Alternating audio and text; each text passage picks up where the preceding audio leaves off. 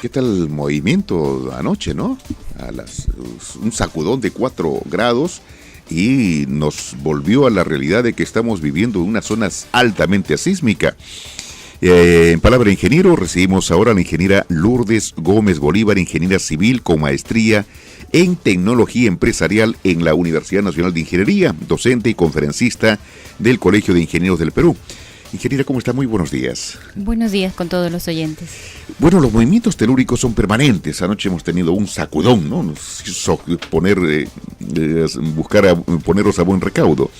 Bueno, algunos pasan desapercibidos, ¿no? Sin embargo, es importante prevenir y estar preparados, que esta es la palabra y el llamado y el pedido siempre. ¿Cuál debe ser el enfoque del plan familiar para situaciones en estos casos de emergencia, ingeniera? Sí, como usted bien dice, los sismos nos sorprenden en cualquier momento y no sabemos de qué magnitud van a ser, ni dónde van a ser, ni a qué hora van a ser. Entonces, para eso se recomienda a las familias que se organicen y que nosotros le llamamos el plan familiar. Cuando hablamos de un plan familiar, estamos hablando, en principio, que nos sentemos todos los miembros de la familia, identifiquemos qué peligros tenemos a nuestro alrededor. Si estamos viviendo en la costa, estamos en una zona altamente sísmica, como usted bien menciona, entonces ese es un elemento por el cual comenzamos a trabajar. Podemos vivir cerca a un volcán y tenemos adicionalmente a sismos actividad volcánica, como los tenemos con nuestros amigos de Moquegua, nuestros amigos de Arequipa. Entonces, ¿no? Cuando hablamos de un plan familiar, la familia debe pensar qué podría pasar en el lugar donde yo vivo. Vamos a trabajar sobre sismos, el tema de sismos, ¿no? Entonces puede ocurrir en cualquier momento. Es decir, puede ocurrir cuando todos están en la escuela, los padres en el trabajo, la abuelita, el abuelito en la casa. ¿Y cómo vamos a actuar? Entonces tenemos que hacer imaginariamente ese ejercicio. ¿En qué momento puede pasar y cómo vamos a actuar? Puede ser en la noche, puede ser en el día, puede ser en la tarde, puede ser un día de playa. Entonces tenemos que ponernos en todas esas distintas situaciones, los miembros de la familia, y organizarnos. Claro, ese es parte de un peligro latente que tenemos, ¿no? Pero hay otros peligros propios que vive la familia y que podría prevenirse y estar preparados, por cierto, y cómo atacarlos, cómo enfrentarlos, ¿no? Cómo atenderse en caso de que esto ocurra, ¿no? Y cuál es la vulnerabilidad que se da y por qué se dice que el riesgo de desastre, por ejemplo, es una situación latente. ¿Cómo enfrentarlo, ingeniera? Mire, los riesgos existen, de todo tipo de riesgos, y en cualquier momento nos pueden sorprender estos riesgos. Lo que tenemos que hacer es prepararnos, y cuando tú estás preparado, la actitud que tú tienes es más serena, es más asertiva, y entonces ¿qué haces? Resguardas tu vida y de los seres queridos o de las personas que están a tu alrededor, porque tú sabes cómo actuar. Entonces, como decíamos hace un momento, primero identificamos un peligro. Vamos a hablar del sismo, ya, vamos a organizarnos en la familia por el sismo o por el incendio, porque a cualquiera nos puede ocurrir un incendio. Entonces elegimos el peligro. ¿Y qué podría pasar? Que todos, como le decía yo, estemos fuera de casa. ¿Cómo vamos a actuar? En la escuela los niños se preparan a través de su centro educativo. Estamos muy bien. Dentro de la oficina es probable que también hagan sus ejercicios simulacro, tengan sus brigadas, cómo actuar. Entonces, ¿a qué frente nos faltaría abordar? Al de la casa. Y los que se quedan en casa, ¿cómo van a actuar? Entonces, en el momento del sismo, buscar la zona de seguridad. Me acerco a esa zona segura, que normalmente en un lugar o establecimiento de uso público está señalizada. Entonces comienza el sismo y yo me acerco a esa zona segura, espero que pase el sismo y procedo a evacuar. En casa no está señalizada, pero sí debo identificarla. Generalmente es el espacio más confinado. Los espacios pequeños, a veces escuchamos el baño es el mejor lugar, dependiendo mucho cómo es tu casa, cuál es los materiales con que fue construida, podría ser ese un buen lugar. Entonces es un espacio muy pequeño que tiene paredes a los 4 lados, está muy, como los ingenieros llamamos, confinado, y entonces ahí podríamos refugiarnos. Pero entro al baño y voy a ver espejos, quizás haya ventanas, entonces hay que proteger con una lámina o con cintas adhesivas en la parte posterior de ventana o espejo, para evitar que si el sismo sigue y ese elemento cae, sus elementos fraccionados me dañen y yo sea dañada no por el sismo, sino por un corte de un vidrio, de un espejo. Como se dan cuenta, tenemos que preparar ese lugar donde vamos a refugiarnos en el primer momento. Pero eso es en caso de qué tipo de amenaza. Para un incendio, el baño... No, para un sismo. Para un sismo, Para un ¿no? sismo, sí. Porque cuando es un incendio, lo primero que hay que buscar es la puerta de salida para escapar, ya que el fuego avanza y nos quedamos ahí. Hay una palabrita que mucho se está utilizando en estos casos, ingeniera, es sobre el combo de supervivencia. ¿Cómo podemos armarlo? ¿Qué tipo de productos debe contener? Sí, hay un combo de supervivencia que está compuesto por una caja en la cual guardamos elementos para los primeros 5 a 7 días, elementos que están orientados para mi alimentación, para poder beber agua, para poder tener elementos de higiene para esos primeros días.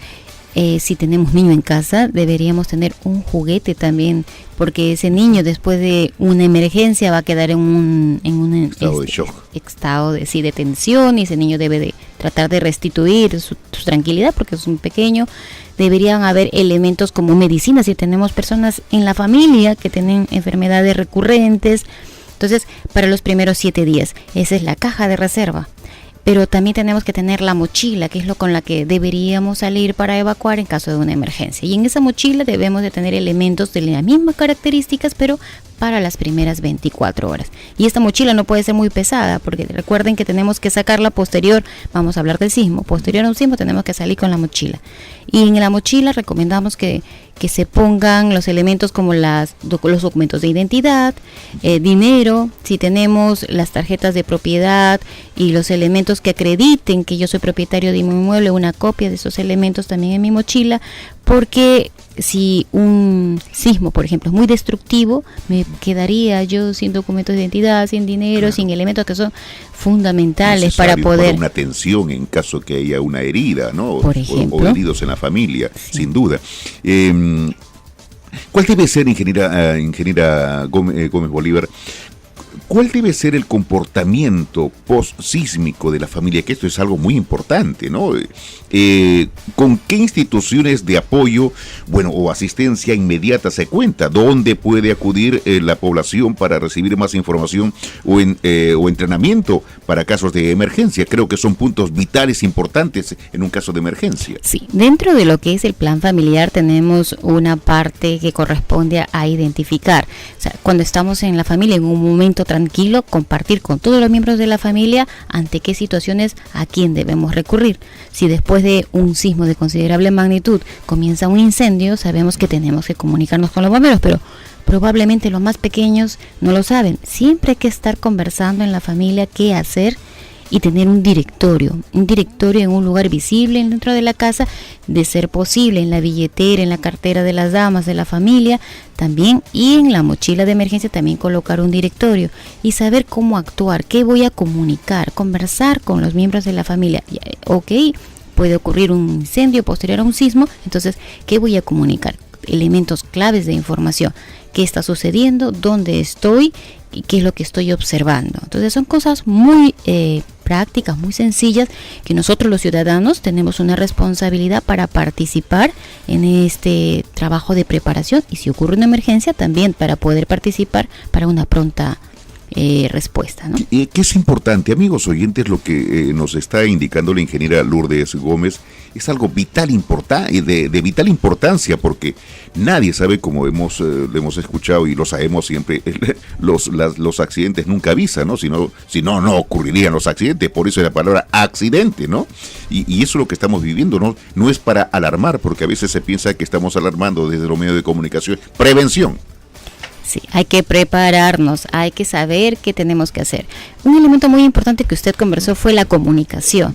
¿Y cómo vamos a hacer para comunicarnos? Recuerden, después de una emergencia, un sismo de gran magnitud, ¿qué es lo que haces tú? Lo primero que piensas es en tu familia y cómo están. Y tengo que ir, o sea, tienes la necesidad de acercarte a ver cómo están.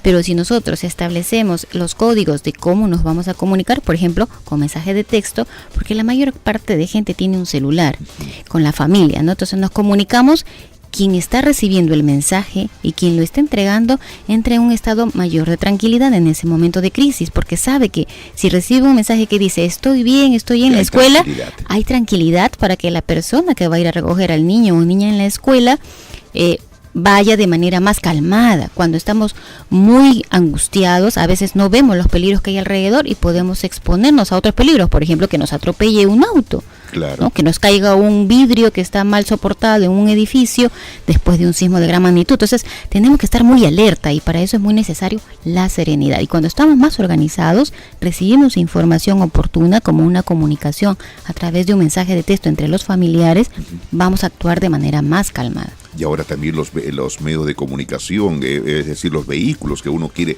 trasladarse donde está la mamá, la abuelita o el familiar, o qué ocurre porque los teléfonos se cortan. A veces podría decirse que la bicicleta es un vehículo importantísimo para poder trasladarse de inmediato, ¿no? Porque las calles van a estar atiborradas de vehículos. Los semáforos fallan a veces. Totalmente, así. Ingeniera Lourdes Gómez, importante lo que usted nos ha señalado, porque hay que tomarlo en cuenta, por favor, no solamente lo escuchen y se olviden, hay que tomarlo en cuenta. La organización familiar, como usted muy bien lo señala, es vital para poder, muchas veces, para salvar la vida. Sí, y nosotros somos responsables de nuestra seguridad y de la seguridad de los miembros de la familia. Porque a veces los hijos, si uno de los padres no están, los hijos por la desesperación abren la puerta y se van en busca y no se sabe porque no hay comunicación. Ingeniera Lourdes Gómez, gracias por estar con nosotros en Palabra de Ingeniero. Importantísimas sus indicaciones. Muchísimas gracias. Y hay una invocación a nuestro gremio a participar con nuestras familias y hacer esta difusión de la información a través de los colegiados que estamos en el Colegio de Ingenieros para que esto se haga como un efecto multiplicador dentro de la célula de nuestra familia.